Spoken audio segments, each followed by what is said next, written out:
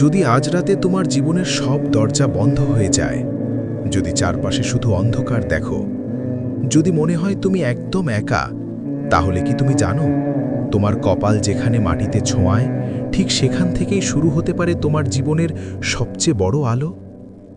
এই গল্পটা এমন একজন ছেলের যে ভেবেছিল সে হারিয়ে গেছে, কিন্তু সিজদায় গিয়ে সে নিজেকেই খুঁজে পেয়েছিল। ঢাকার এক সাধারণ মহল্লায় থাকত 17 বছরের এক কিশোর, রায়হান। সে পড়ত কলেজে, কিন্তু তার মন পড়াশোনায় ছিল না। তার বাবা ছিলেন একজন ছোট ব্যবসায়ী। ব্যবসা ভালো চলত না, সংসারে টানাপোড়েন লেগেই থাকত। মা 5 ওয়াক্ত নামাজ পড়তেন আর প্রায়ই বলতেন, আল্লাহর উপর ভরসা রাখো, তিনি কখনো কাউকে হতাশ করেন না। কিন্তু রায়হান এসব কথায় খুব একটা বিশ্বাস পেত না। সে ভাবত, দোয়া করলে যদি সব ঠিক হতো, তাহলে আমাদের জীবন এমন কেন? তার বন্ধুদের মধ্যে কেউ ভালো রেজাল্ট করছে, কেউ অনলাইনে টাকা কামাচ্ছে, কেউ বিদেশ যাওয়ার স্বপ্ন দেখছে, আর সে নিজেকে ব্যর্থ মনে করত। রাতে ঘুমাতে গেলে তার বুকের ভেতর অদ্ভুত একটা চাপ অনুভব করত। ভবিষ্যৎ নিয়ে ভয়, পরিবারকে সাহায্য করতে না পারার কষ্ট, সব মিলিয়ে সে ধীরে ধীরে হতাশ হয়ে পড়ছিল। একদিন জুমার নামাজের পর সে মসজিদের বারান্দায় বসেছিল। ইচ্ছে ছিল না নামাজ পড়ার, শুধু বন্ধুরা জোর করে নিয়ে গিয়েছিল। নামাজ শেষে সবাই চলে গেলেও একজন বৃদ্ধ মানুষ চুপচাপ বসেছিলেন। সাদা দাড়ি, পরিষ্কার পাঞ্জাবি, চোখে অদ্ভুত প্রশান্তি। বৃদ্ধ লোকটি তাকে ডাকলেন, বাবা, তোমার মুখে কষ্টের ছাপ দেখছি। রায়হান অবাক, আপনি কিভাবে বুঝলেন? বৃদ্ধ মৃদু হেসে বললেন, যে নিজের ভিতরের যুদ্ধ লড়ছে তার চোখেই সেটা লেখা থাকে। তার নাম ছিল হাজি আব্দুল কাদের। তিনি নিয়মিত মসজিদে আসতেন। সেদিন তিনি রায়হানকে একটি প্রশ্ন করলেন, তুমি কি কখনো সত্যিকারের সিজদা করেছ? রায়হান চুপ। সে নামাজ পড়েছে, কিন্তু সত্যিকারের সিজদা কথাটার মানে বুঝতে পারেনি। হাজি সাহেব বললেন, সিজদা মানে শুধু মাথা মাটিতে রাখা না, সিজদা মানে নিজের অহংকার ভেঙে ফেলা, নিজের দুর্বলতাকে স্বীকার করে আল্লাহর কাছে সমর্পণ করা। তিনি বললেন, তুমি যত বড় সমস্যায় থাকো, আল্লাহ তার চেয়েও বড়। তুমি যত দুর্বল হও, তিনি তার চেয়েও শক্তিশালী। রায়হানের মনে কথাগুলো গেঁথে গেল। সেদিন রাতে বাসায় ফিরে সে প্রথমবারের মতো মন থেকে 2 রাকাত নফল নামাজ পড়ল। সিজদায় গিয়ে সে কান্না শুরু করল। সে বলল, হে আল্লাহ, আমি ক্লান্ত, আমি জানি না কি করব। আমি শুধু চাই আপনি আমাকে পথ দেখান।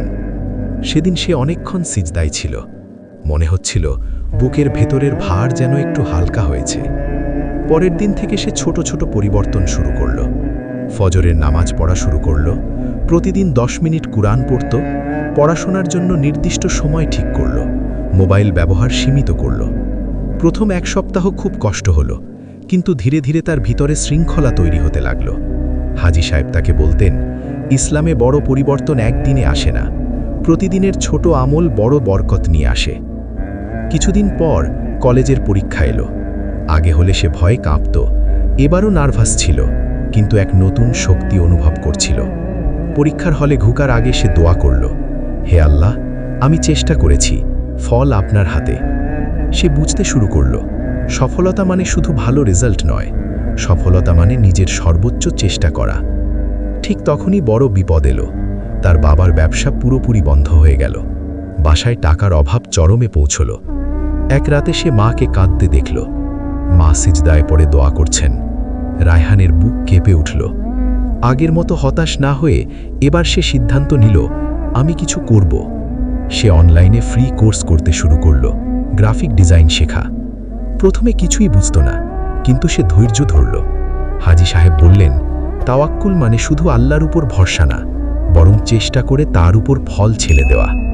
3 মাস পর সে ছোট ছোট কাজ পেতে শুরু করল। টাকা খুব বেশি না, কিন্তু নিজের উপার্জনের প্রথম 1000 টাকা হাতে পেয়ে তার চোখে পানি চলে এলো। সে সেই টাকার কিছু অংশ মায়ের হাতে দিল। মা বললেন, আল্লাহ তোমাকে কবুল করুন। 1 বছর পর রায়হান পুরোপুরি বদলে গেল। সে নিয়মিত নামাজি, পড়াশোনায় ভালো করছে, পরিবারের পাশে দাঁড়িয়েছে, নিজে আত্মবিশ্বাসী। কিন্তু তার সবচেয়ে বড় পরিবর্তন ছিল, সে এখন সমস্যাকে ভয় পায় না, কারণ সে জানে যে সিজদায় মাথা রাখে সে কখনো একা নয়।